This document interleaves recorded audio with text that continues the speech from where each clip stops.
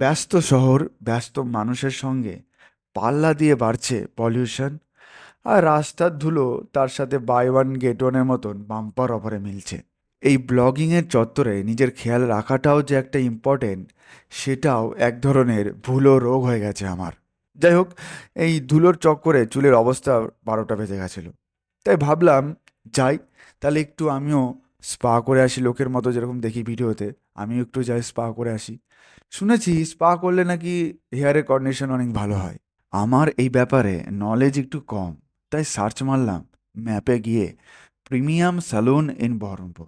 যতগুলো এলো তার মধ্যে এই টনি অ্যান্ড গাই যে স্যালুনটা দেখলাম, সেটা বেশ আপ টু দ্য মার্ক লাগলো। কারণ রিভিউও ভালো ছিল আর অ্যাম্বিয়েন্সও ভালো লাগছিল আমার। তো দেরি করলাম না, চলে গেলাম ওখানে। তোমাদেরকে ছোট্টর মধ্যে আমি ঠিকানাটা জানিয়ে দিচ্ছি। বাস স্ট্যান্ড থেকে কলকাতা যাওয়ার পথে এই সেলুনটা পড়বে। মানে বাস স্ট্যান্ডের রাস্তা থেকে সোজা তোমরা কলকাতা যাওয়ার পথে যদি দেখতে পাও, তাহলে এই স্যালুনটা দেখতে পাবা। এছাড়াও আমি ডেসক্রিপশনে সব লিঙ্ক দেওয়া থাকবে, গুগল ম্যাপ লোকেশন থেকে শুরু করে ইনস্টাগ্রাম প্রোফাইল থেকে শুরু করে সব লিঙ্ক দেওয়া থাকবে। সেখান থেকে তোমরা কন্ট্যাক্ট করে নিতে পারো, লোকেশন থেকে জেনে নিতে পারো যে কোথায় এক্স্যাক্টলি এই জায়গাটা। ঢুকতেই দেখলাম পুরো সেলুনের এত সুন্দর অ্যাম্বিয়েন্স আর এত আরামদায়ক যে নিমিষেই মন ভালো হয়ে গেল। তারপর রিসেপশনে এক দিদি ছিলেন, তো সেখানে গিয়ে আমি আমার কন্ডিশন জানাই এবং তারপরে আমাকে স্পা করানোর জন্য নিয়ে যাওয়া হয়। প্রথমে আমার চুলের কন্ডিশন দেখে এক দাদা, তারপর অ্যাকচুয়ালি স্পা করার যে প্রসেস সেটা স্টার্ট হয়। যেভাবে তোমরা দেখে আসো প্রতিটি জায়গায় অনেক কিছু ইউজ করা হয় আমার চুলের উপর, আমি বুঝতে পারি, বাট অ্যাকচুয়ালি আমি এগুলোর কিছুই জানি না যে কি কি ইউজ করা হয়ে থাকে স্পায়ের জন্য।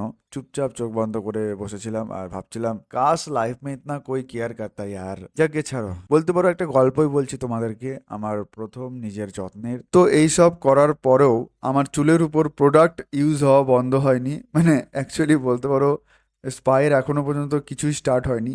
কিছুই বলতে মানে ওই 50% মতো কাজ হয়েছে, এখনো অনেকটাই বাকি আছে আর কি। যাই হোক, ভালোই লাগছিল। বেশ কিছুক্ষণ চললো এই প্রসেস।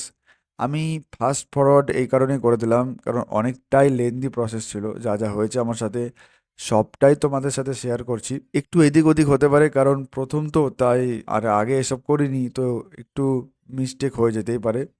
যদি মিস্টেক হয় তো অবশ্যই আমাকে কমেন্ট সেকশনে জানাও। আর এই যে এই উষ্ণ গরম জলের ভাপ দেওয়া, এটা এতদিন সবার ভিডিওতে দেখে এসেছি, ভাবতাম একদিন তো করাবো, কেমন লাগে ছিল ইচ্ছে, আজ সেটা পূরণ হলো। ভালোই লাগছিল, আবার ভয়ও লাগছিল। আরে ফাইনাল ডেস্টিনেশনে সিনেমার মতো কেস হয়ে যাবে না তো। দিয়ে শেষমেশ পা শেষ হলো। চুল তো খুব সুন্দর হয়ে গেছিল।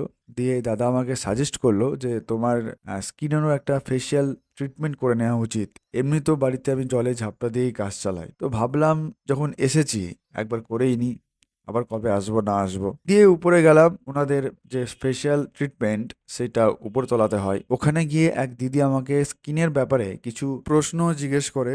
বাড়িতে হোম কেয়ারে কি কি ইউজ করা হয়? হোম কেয়ার বলতে?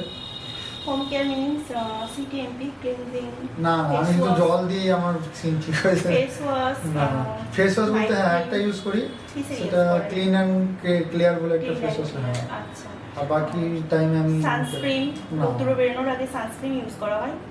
আমরা করা কিছু ইউজ হয় করি না। আচ্ছা, নাইট ক্রিম, ময়েশ্চারাইজার না, কোনো কিচ্ছু না। কিছু ইউজ না। হয় না, শুধুমাত্র ফেস ওয়াশটা ইউজ? হ্যাঁ, ওই সানের টাইমে ফেস ওয়াশ দিই, ব্যাস ওইটুকু করি। কয়বার ইউজ করা হয় ফেস একবারই, ওই যখন স্নান করি তখন দিই। আর বাকি টাইমে কিছুই দিই না। আর খুব রেয়ারলি যখন খুব ধুলোবালি থাকে রাস্তায়, তখন এসে রাতের বেলা একবার দিই। আদারওয়াইজ আমি শুধু জলে ঝাপটাতে কাজ চলে যায়। হয়? Sugar, pressure, thyroid? না না না, আমার আপাতত কোনো স্পেশাল আপাতত নেই। ঘুম থেকে ওঠার পর আপনার স্কিনটা কেমন থাকে? আমার টি-জোনটা অয়েলি থাকে? হ্যাঁ, অয়েলি, আমার অয়েলি স্কিন। এরপর যে প্রোডাক্টগুলো দিয়ে আমার ট্রিটমেন্ট হবে স্কিনের, সেইগুলো তোমাদেরকে দেখাচ্ছি। অনেক নামি দামি প্রোডাক্ট সব, নিজেকে কেমন যেন বড়লোক বড়লোক ফিল হচ্ছিল। যাই হোক, দিয়ে আমার ট্রিটমেন্ট স্টার্ট হলো। একটির পর একটি প্রোডাক্ট ইউজ হলো আমার স্কিনের উপর। প্রায় আধ ঘন্টারও বেশি টাইম ধরে চললো এসব। তো অত জিনিস এই ছোট্ট ভিডিওতে দেখানো সম্ভব না, তাই এটাও আমি ফাস্ট ফরওয়ার্ড করে দিচ্ছি যাতে তোমরা আমার জার্নিটা বুঝতে পারো। কিভাবে ট্রিটমেন্ট হয়েছে সেটা দেখানোই আমার মেন কারণ ছিল। ইচ্ছে ছিল অনেক দিনের, এতদিন পর পূরণ করলাম। তো আলটিমেটলি বড়লোকি চাল শেষ করার পর যখন নিজেকে দেখলাম, है कहीं ऐसा चेहरा? तुम खुद नहीं नहीं, मैं ये नहीं कह रहा, तुम मेरी बात तुम खुद देख लो ना।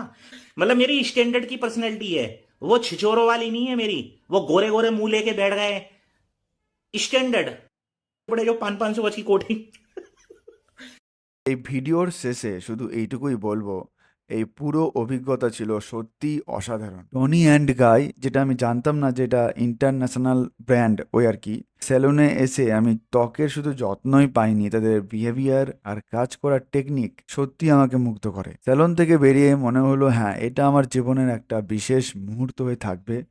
তোমাদের সকলকে বলবো, কখনো নিজের যত্নের কথা ভাবলে আমার এই ভিডিওটি দেখে যেতে পারো এই স্যালনে। আর ভালো লাগলে ভিডিওটি লাইক করো, কমেন্ট করো, শেয়ার করো, আর দেখতে থাকো তারক সরকার ব্লগস। দেখা হচ্ছে নেক্সট ভিডিওতে নতুন কিছু নিয়ে, ততক্ষণের জন্য ধন্যবাদ।